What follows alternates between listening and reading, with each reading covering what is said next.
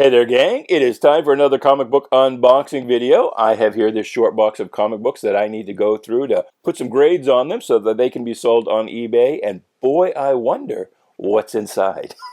Honestly, I have no idea. I never know what is in one of these boxes. So I'm glad you're here. We're going to make that discovery together. Is it Bronze Age? Is it Silver Age? Golden Age? I don't know. Is it superhero? Is it romance? Is it Archie? No idea. Like I said, we're going to make that discovery together, so if you like comic books, stick around. We're going to have some fun.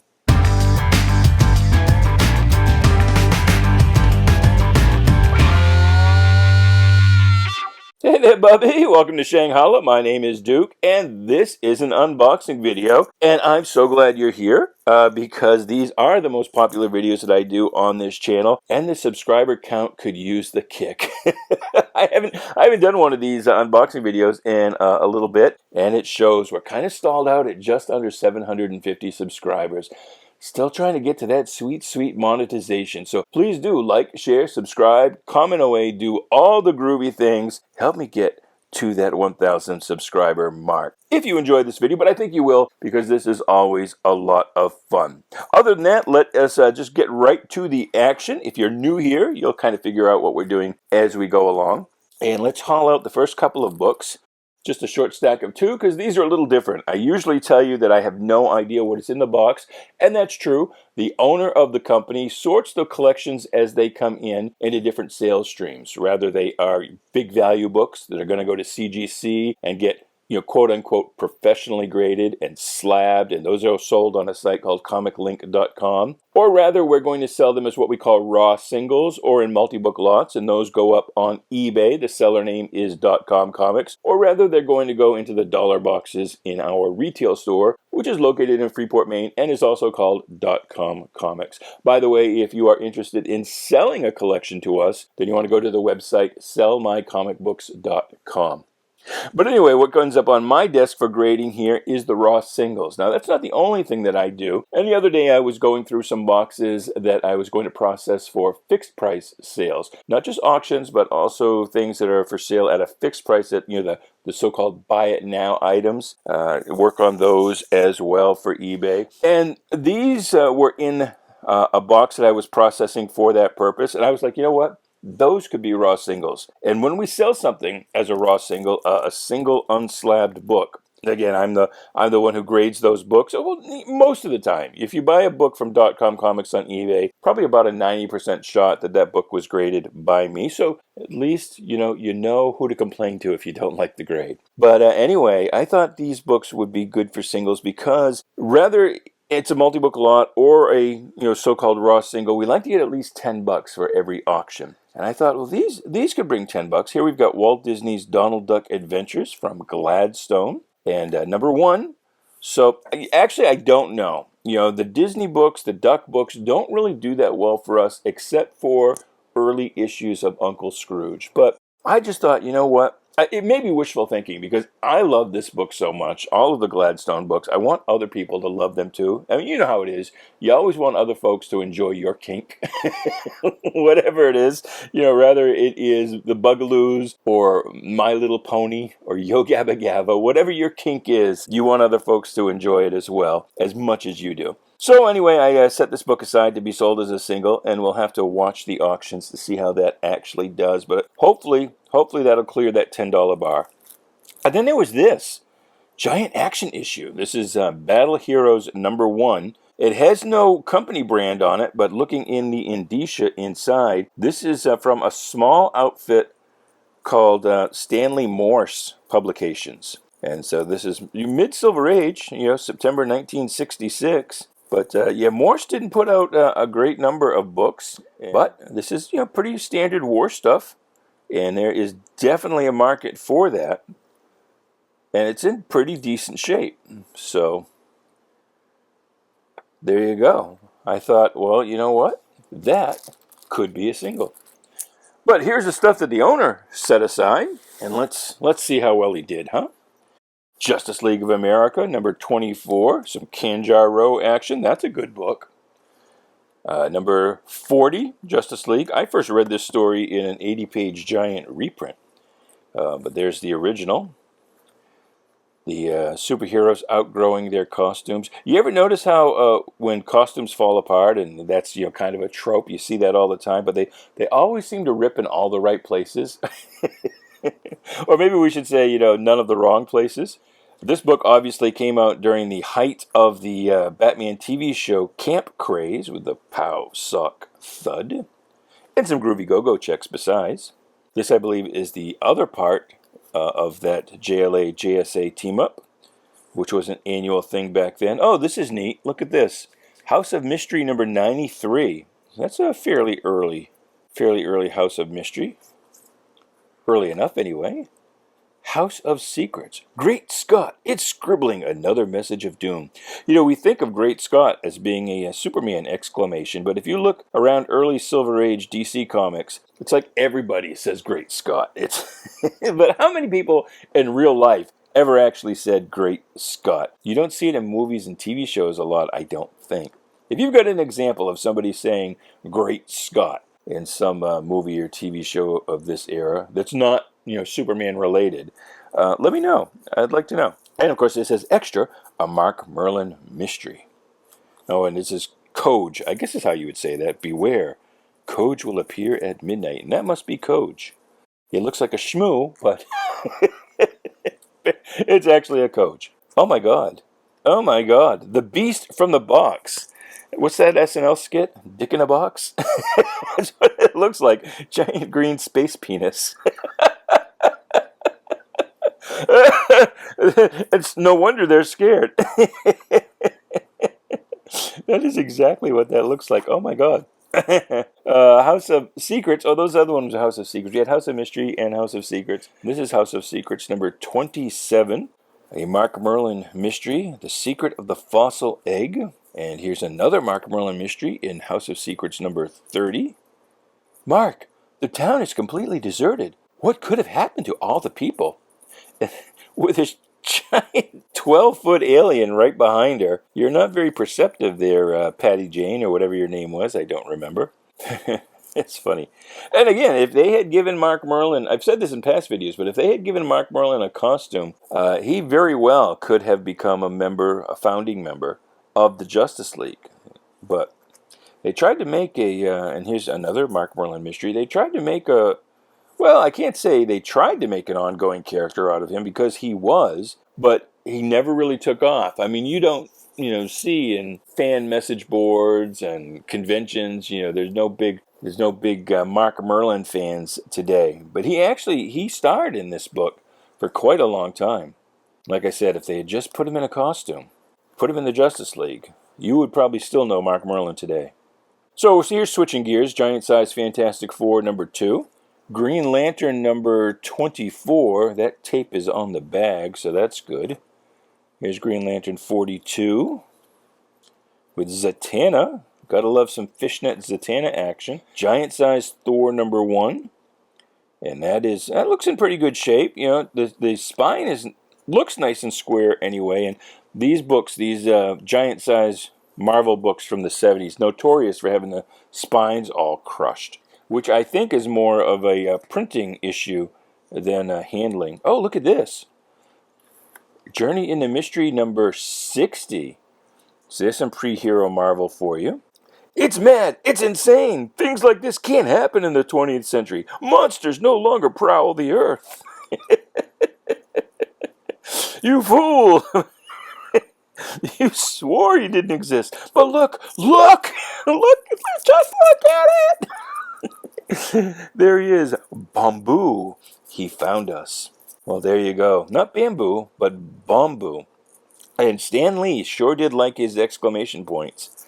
Although, I mean, that was kind of a standard trope of the era as well. You may notice as you read comic books from the Silver Age, and even earlier, the Uranium Age or the Atom Age, and even kind of sort of into the Bronze Age, like almost no sentence ended in a period. It was all exclamation points. And there's actually a reason for that. It wasn't just Stan Lee with his breathless prose.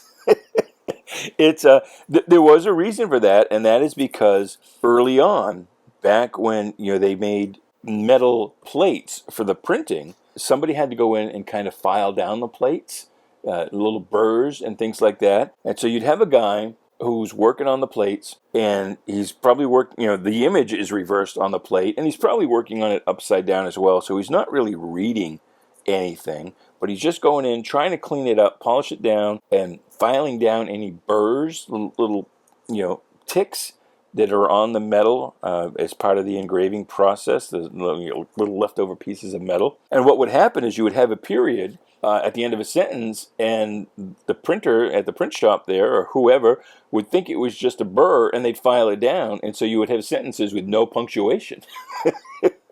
And so putting an exclamation point at the end of every sentence, that was really a way of helping the engraver kind of clue in that, oh, yeah, that's supposed to be there.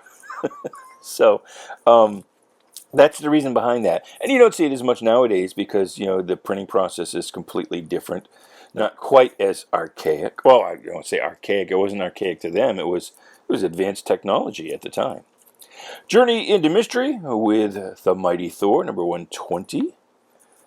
Is that the last one? I think it is, and then becomes just Thor with 121. Or is the first Thor number 125? I forget. This is a Pop Art Productions. That logo only lasted about 3 months. Marvel Superheroes featuring Iron Man and Daredevil. That's a reprint book. Here's the first issue of that. Started as a king-size special. Sold pretty well, and they were like, hey, let's do that again. So these are really early reprints. This is 1966, so this is only 3 or 4 years after the whole Marvel universe started. So they were turning things around pretty quick back then. Marvel Team Up number 22, Spider-Man and Hawkeye. This one, Marvel Team Up 100. I'm not sure that's going to bring $10. We'll try it, but I have my doubts. That seems like more like a $5 book than a $10 book. Metal Men. Only DC presents the robots who think they're human. Well, there may be a reason for that, because nobody else wants to.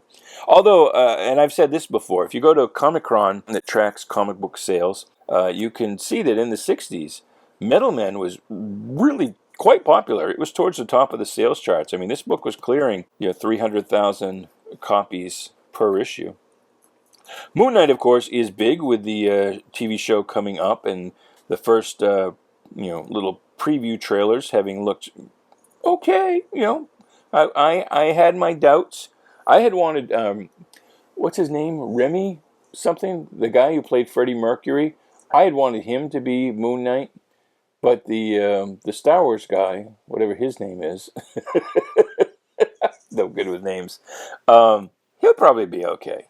But these books have taken off, just like with the Eternals. The Eternals, when the movie was announced, the first issue took off, and then pretty quickly, all subsequent issues that used to be in the dollar bins were selling for like, $20, $30 each. This has been kind of the same pattern here with Moon Knight. Now, those Eternals books fell right back to earth when the movie sucked. But here, Moon Knight, the first issue took off, and now we're starting to see it's worth selling the subsequent issues of the first Moon Knight series.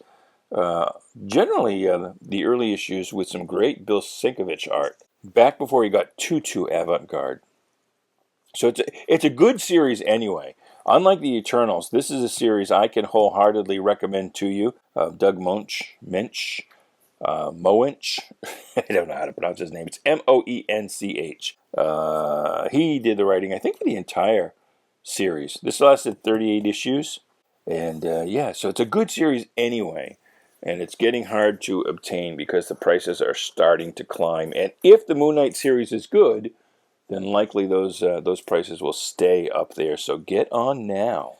Now's a good time. And I don't know why Marvel doesn't have like a trade paperback or something of this coming out. Mysteries of the Unexplored Worlds. So this is a Charlton comic book. This looks late 50s, 57, 58.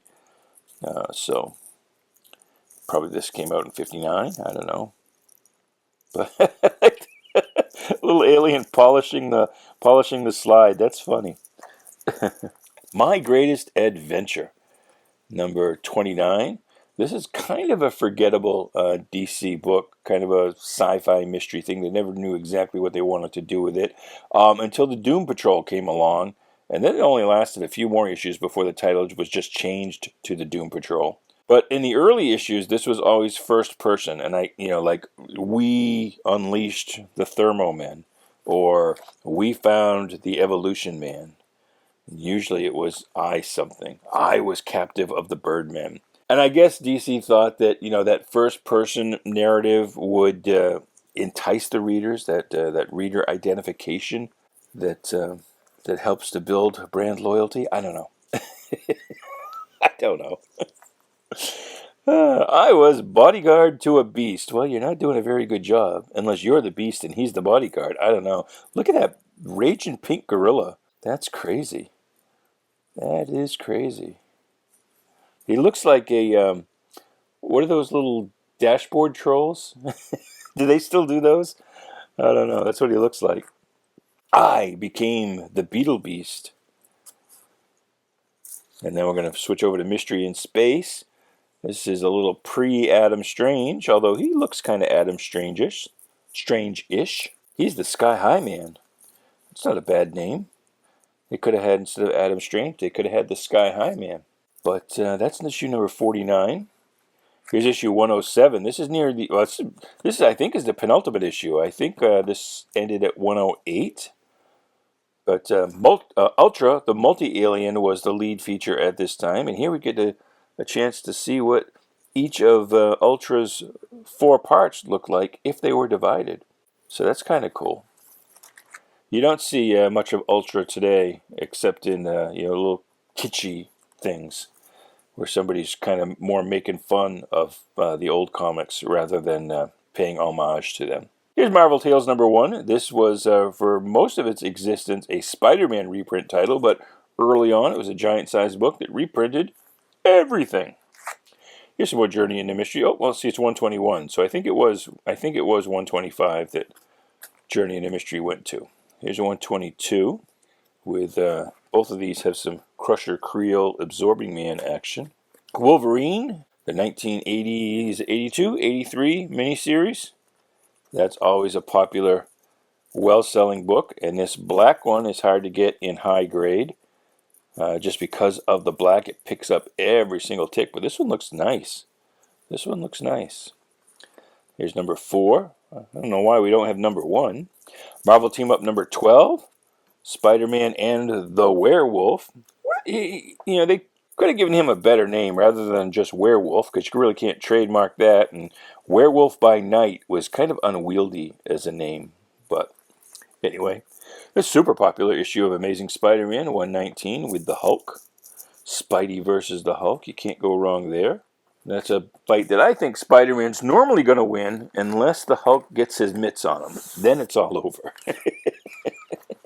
Amazing Spider-Man Annual number 2. Detective Comics. Ooh, what is that? 274. For daring to invade my island, Batman, I cast upon you the curse of the 5 fates. Batman's tiny little hands. You know what they say, superhero with tiny hands. Tiny feet. Daredevil number 17. That's a nice book. Conan number 23. Also a nice book. Nice Gil Kane cover, it looks like there. Back to Batman during his Aliens phase. Not really the kind of Batman story you'd see today. Kind of surprising, half the DC line is Batman, so you'd think they could find room for one of these groovy alien books, but let us out, we're innocent, I tell you. The Interplanetary Batman. And again, tiny little hands. Even the aliens have tiny little hands. Here is after Batman got, well, I won't say relevant, but at least Batman was kind of the last DC book to kind of ease its way into the Silver Age. The Silver Age was almost over by the time they kind of modernized Batman. Aquaman. Look at the redheads. Not just Mira, but Carla. The fire-haired Carla. I don't know that fire hair makes a lot of sense underwater, but we've also got the Fisherman and the Un-Thing. Oh, my goodness, the terrible trio. Aquaman number 21. Some nice Nick Cardy art, although it's kind of freaky. That'll give you nightmares. Looking through the dome there and all distorted. Action Comics number 250. Nice book. Superman Never Tells a Lie. And that's actually, this image right here is from an earlier cover of, is it Action Comics or Superman? Maybe we'll even see it in this stack, but hold that image in your mind, kids. We may see that again before the box is through. 80-page giant issue of Justice League of America, number 39. That's nice. That's nice. Oh, and look. Now we're really switching gears out of the superhero scene. This is why this is so much fun, because you never know what you're going to find. These books come from all different collections and kind of get mixed in here together, and it's always something different. So there's a nice Clayton Moore photo cover of the Lone Ranger. Of course, with a Dell book, you really can't tell what issue number it is until you look inside. Marvel Collector's Item Classic. And I believe this would eventually become Marvel's Greatest Comics, and it would be a Fantastic Four reprint. But much like Marvel Tales, started out reprinting kind of everything. And again, only a few years after these stories originally came out. But back then, you didn't have the internet. You didn't have a comic book market. If you missed a book when it first came out, during those few weeks it was on the newsstand, by golly ollie, you were out of luck. So you really depended on these reprint books when you were a youngling back in the day. And there's another one. There's issue number 7. That was 6. Here's number 8. And let's see what else. Looks like we've got some more of the same coming along here. Issue number 9. It's a lot of word balloons. Just kind of a wordy cover for nothing really going on there. But really pitching it. Really pitching it. And you can see here it's starting to settle into a Fantastic Four reprint book, you can see. Although we've still got the other things in the background. Still a big square-bound book. And here's number 16, The Return of the Mole Man from Fantastic Four, whatever number they say it is. And this looks like the first. I don't know that they must not have reprinted these in order. Or is that a later appearance of Doctor Doom? Looks very firstish to me. I don't really know. Don't really know. Boom. Yancey Street. That's where it started. And this one actually uses the original cover rather than drawing a new cover. Well, I guess all of these do. To a certain degree, because that's the original cover there as well. Marvel Superheroes. And just like Collector's Item Classic, this is starting to settle into mainly a Spider-Man reprint. Eventually, it'll just become a regular size book. Actually, not Marvel Superheroes. Marvel Superheroes would just go away. Marvel Tales would become the Spider-Man reprint. And there were, actually, I think this is a reprint of the Phantom Eagle, who was sort of an Atlas era character, if I remember correctly. Kind of shortly before the Marvel Age. But there were a few issues of Marvel Superheroes before it ended that featured some original material. Boom. There's number 21. Now we're just into regular old Spider-Man. Number 75, 76, the Lizard. 77, Lizard and the Torch. 79, the Prowler. Number 80 with the Chameleon. 81 with the Kangaroo. He was ridiculous. 82 with Electro. 83 with a Schemer, and that was like a 3 or 4 or 5 part story. That's a early Bronze Age, and they're starting to get out of control as far as the length of stories. Here's Kingpin. Although, you know, back here at least, each issue would have some element introduced, explored, and resolved within that issue, even if the main plot did continue. But you can see here 85, we're still moving on. That is Vanessa Fisk. You may remember her from the Daredevil TV show. There's 87, 88. And from this point on, they all tend to be 2 and 3 part stories. Number 91. 92 with Iceman. 94 with the Beetle. And 96, this is the first part of that famous, or should we say infamous, 3-part drug story. that Marvel did at the behest of the government, but then, in doing so, ran afoul of the Comics Code Authority, and you see there is no CCA seal on the cover of 96 or 97 or 98, and then boop, it comes back with number 99. And shortly afterward, the Comics Code would ease up a little bit. They would get the foot up off of the publishers' necks to a little degree, allowing them to, at least reference drugs. Still didn't want them to glorify drugs, but that was the whole point of that story, was telling kids to just say no. So you can't tell kids to just say no if you can't tell them what it is they're supposed to say no to. Here's some Silver Surfer books. Not high grade. I don't know why it is, but Silver Surfer, I don't know if it's just the books we get, but in the aggregate, by and large, the Silver Surfer collections we get tend to be pretty well read, pretty well used up. I mean, this one's in pretty good shape, but often, they're like those first couple we just saw. Spaceman, that's cool. The robot monster controls outer space. Oh my god, all of it? All of outer space? That's crazy. So that's a popular book. That'll do very well. G.I. Joe, number 2. I don't know what G.I. Joe's supposed to be special for. She chewing gum? Is that a she or he? It looks like a she, and it looks like she's chewing gum. That's crazy. G.I. Joe number 3. A real American hero.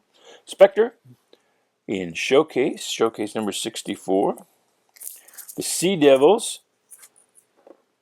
You would think that with all of the environmentalism today in the forefront, you would think that the Sea Devils would be able to make some kind of a comeback as kind of like a Greenpeace kind of organization. That's number 29 here, which is near the end of the run. But you would think that that would be something that would be able to make a good comeback, a good popular book. At least, if not on the stands, you would think that maybe DC would do something with Scholastic, kind of preaching the whole environmentalism angle. I'm just looking at that. It looked for a second like that was a price sticker, but nope. Anyway, this is a fun book. I remember this cartoon, Spider-Man and His Amazing Friends. Even as a kid, I thought, what a dumb name for a cartoon. But this is I think this is the first appearance in comics of Firestar. She would have later, other quote-unquote first appearances. But that would be the absolute first because she was created for the TV show. And there's Thor number 301 and Thor number 300. And that was the last book in that box. That was fun. I had fun. Now I have to get to work grading those books. You come back tomorrow and we will have another box for you. Until then, goodbye, good luck, and please be good to each other.